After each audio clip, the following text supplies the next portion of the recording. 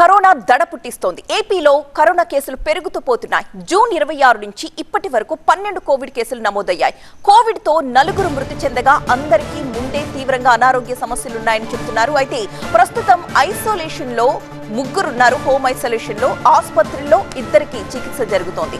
Virus జన్యుక్రమ విశ్లేషణకు పూణేకు 5 నమూనాల్ని పంపించారు అధికారులు. జూన్ 26 నుంచి జూలై 15 వరకు చూసినట్లయితే రాష్ట్రంలో 67 మందికి కోవిడ్ పరీక్షలు జరిగాయి. ప్రజలు ఆందోళన పడాల్సిన అవసరం లేదు అంటున్నారు. అప్రమత్తంగా ఉంటే సరిపోతుందంటున్నారు. ముందు జాగ్రత్తలు పాటించాలి అని చెప్తున్నారు వైద్యులు.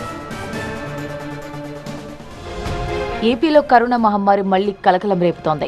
రాష్ట్రంలోని పలు జిల్లాల్లో కొత్తగా కోవిడ్-19 పాజిటివ్ కేసులు నమోదవడంతో ఆరోగ్య శాఖ అప్రమత్తమైంది. తక్షణమే అప్రమత్తంగా ఉండాలని జిల్లా అధికారులకు కీలక ఆదేశాలు జారీ చేసింది. జూన్ 26 నుంచి ఇప్పటి వరకు రాష్ట్రంలో మొత్తం 12 కరోనా పాజిటివ్ కేసులు వెలుగు చూశాయి. కడప జిల్లా 8, గుంటూరులో 2, విశాఖ, కాకినాడ జిల్లాల్లో ఒక్కో కేసు గుర్తించారు. వేరువేరు ప్రాంతాల్లో కేసు నమోదైనా ఒకే చోట గుంపుగా బయటపడలేదని వైద్య ఆరోగ్య శాఖ వెల్లడించింది. ఆందోళన కలిగించే విషయం ఏమిటంటే ఈ కేసుల్లో 4 మరణించినట్లు ఆరోగ్య శాఖ వర్గాలు ధృవీకరించాయి. మిగిలిన బాధితుల్లో 3 ప్రస్తుతం హోమ్ ఐసోలేషన్లో ఉండగా ఇతరులు వైద్యుల పర్యవేక్షణలో చికిత్స పొందుతున్నారు. ఇటు మంగళగిరి ఎయిమ్స్ హాస్పిటల్లో కోవిడ్ కలకలం రేగింది. నిన్న కరోనా లక్షణాలతో వచ్చిన ఒక వ్యక్తికి వైద్యులు చికిత్స అందించి హోమ్ ఐసోలేషన్కు పంపించారు. ఎయిమ్స్లో ప్రత్యేక ఫీవర్ వార్డును ఏర్పాటు చేశారు. మరోవైపు జ్వరం కేసుల దృష్ట్యా జీజీహెచ్ వైద్యులు కూడా అప్రమత్తమయ్యారు. ఆసుపత్రి వర్గాలు ఇప్పటికే 250 ఆర్టీపీసీఆర్ కిట్లను సిద్ధం చేసి అనుమానితులకు కోవిడ్ పరీక్షలను నిర్వహిస్తున్నారు.